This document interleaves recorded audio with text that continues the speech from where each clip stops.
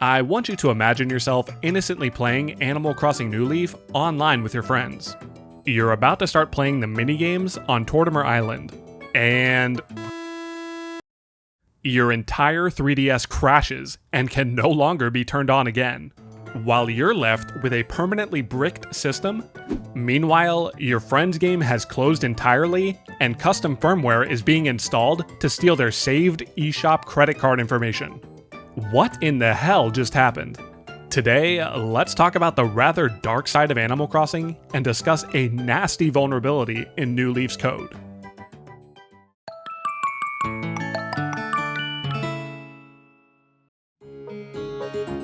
First, was it really possible to have your 3DS bricked or your system completely taken over by just connecting online in New Leaf? It may seem like a bit of a stretch, but the answer is actually yes, and it's all due to an exploit known as Remote Code Execution. As the name implies, RCE allows for attackers to remotely run arbitrary code on another device by exploiting a weakness over a network connection. By its very nature, RCE is typically always used maliciously, and critical attacks happen all the time. So RCE exploits are very serious. But how does this even happen? And can this really be done in New Leaf? How can someone just take over an entire system or server over the internet? This requires a bit of technical knowledge to understand, but I'll try to break it down the best I can.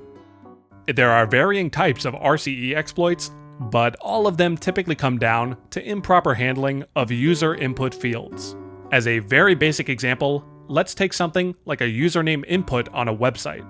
The website's backend is set up to store that username as a fixed block of memory called a buffer that supports up to 64 characters.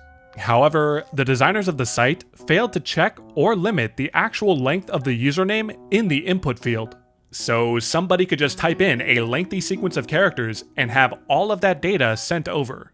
The website then tries to store this data within its specified buffer, but since the input is way larger than expected, the data overflows past the buffer's boundaries and starts overwriting memory in other critical areas of the website. Therefore, if one understood the backend of that website, they could carefully craft a malicious username input that overwrites specific memory values, tricking the website to execute malicious code that they injected into the system. This is known as a buffer overflow vulnerability, and is a textbook gateway for executing arbitrary code. Of course, the website example I used here is very unrealistic, since no real website would store a username like this. Even if they did, all modern websites are coded in memory-safe languages like JavaScript or Python, which handle memory buffer sizes automatically. However, this is a real issue for languages like C and C++, where the language itself does not inherently check for memory errors like buffer overflows. Due to this, it's no coincidence that you often hear about buffer overflows and arbitrary code execution in relation to video games.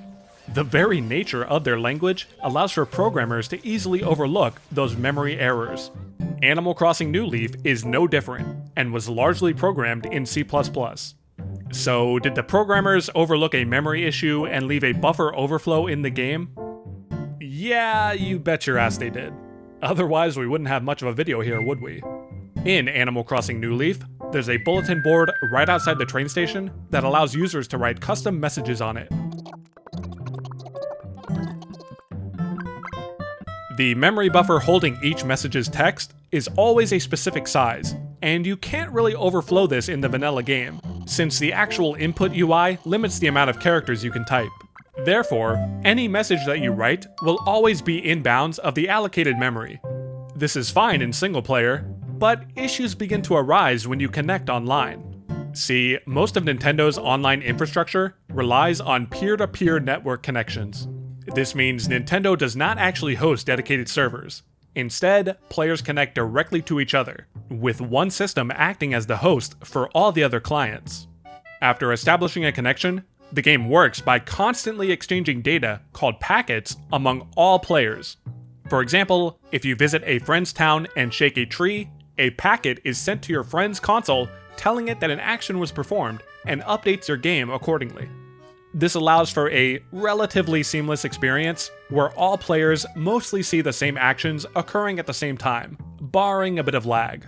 While sending packets like this is necessary in a peer-to-peer connection, this can be dangerous if left unchecked. Let's get crazy here and say that there was a packet that copied data sent from another user onto your own console's memory stack. Because this packet is coming from an external source, you definitely want to validate that data and ensure it fits in a dedicated buffer before copying it to your device's memory. And yet, to finally bring our point home, New Leaf fails to validate a packet just like that. When you write on another player's bulletin board and save the post, a packet gets sent to all other players, which, indeed, copies all of that data onto their memory stack, allowing them to view the post on their side of the connection. This specific bulletin board packet has an ID of hexadecimal 81, and is always supposed to be sent with a size of 428 bytes. However, you guessed it, Nintendo failed to perform any size validations on this packet. This means, theoretically, if you were to abuse a glitch to write a super long bulletin board message online, all of this data would be sent to other players and overflow their memory buffers. By understanding New Leaf's memory stack and return addresses, overflowing the bulletin board memory buffer allows for payload injection and remote code execution. Now, to my knowledge, it's impossible to be an attacker on a vanilla copy of the game, since, again, the UI on the actual bulletin board will only allow you to write so many characters. But what if someone were to bypass this UI?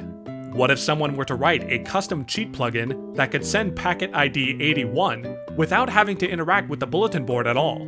Well, that's exactly what happened. By using a modded 3DS with a specific cheat plugin, you could send out data packets at any time with invalid sizes.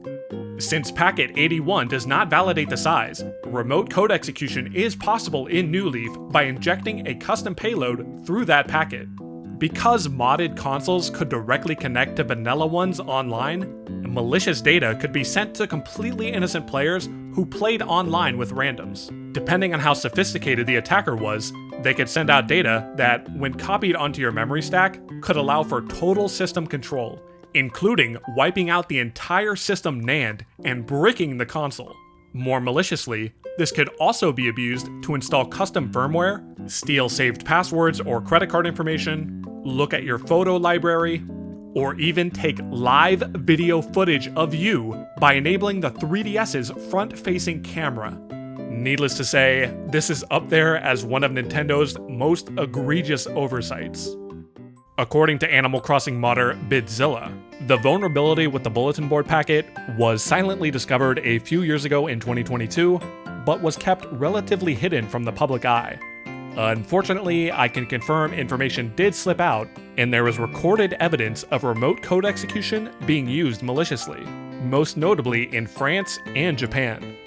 The handling of packet 81 was never patched and remains in the game to this day.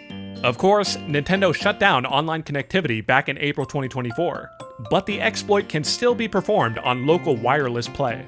So if you ever want to epically prank your friends by permanently bricking their system over local wireless, you can still do so to this day.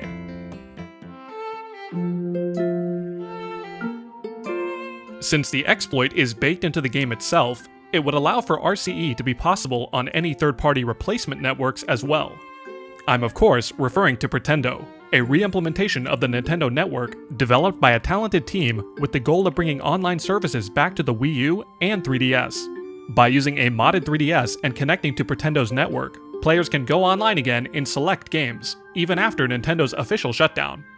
Pretendo reopened online play for New Leaf on May 29, 2025, but they shut down their services for the game after learning about this dangerous RCE exploit. Still wanting players to be able to enjoy New Leaf online, Pretendo set out to patch this exploit out of the game so that they could safely re-enable their online services.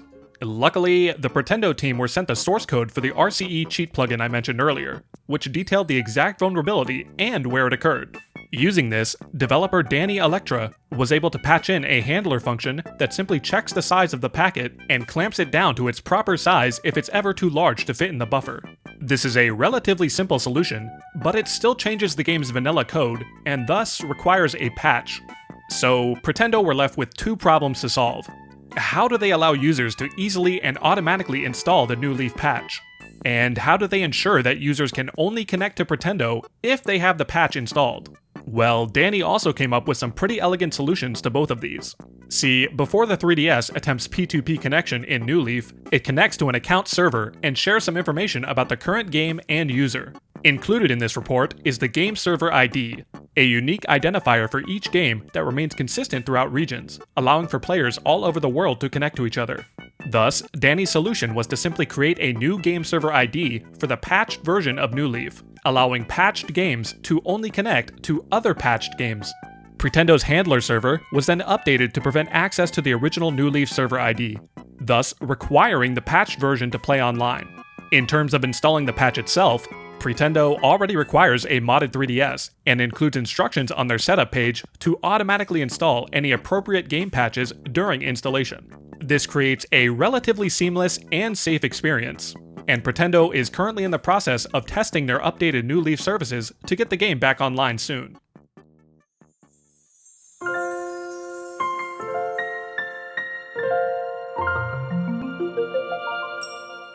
It's a bit unsettling to think that such a cozy, wholesome game like Animal Crossing could ever produce such a malicious exploit, and I feel bad for the few who were unfortunate enough to have their system impacted by this. While testing their RCE patch, members of the Pretendo team were kind enough to reach out to me directly to see if I was interested in covering this for a video. They treated me like family and explained everything to me in detail, so I'd like to give a big thank you to Jon, Dani, and the rest of the team for making this video possible. Further thank you to Bidzilla for providing additional context and for being the one to properly report this exploit. And as always, I'd like to give a final shout out to all of my Patreon and YouTube members. Thank you to Lunascape, Cynthia Cohen, Dylan Trudeau, Silly Marina, Villager, Japan Eat, Tammy's Head, Tarumi, Pidge01, Kai D, Comfyboy404, Bobby Nard, Goose Fart, Puff, Cray, Highly in Descent, Calidor, Lock and Key 24, Wesley Witz, Retro Reversing, Arbor Days, Jesse RNDM, Kydrin, insert clever username here, HPR, Dimitri, and a Purple Heart. Thank you all for watching, and until next time.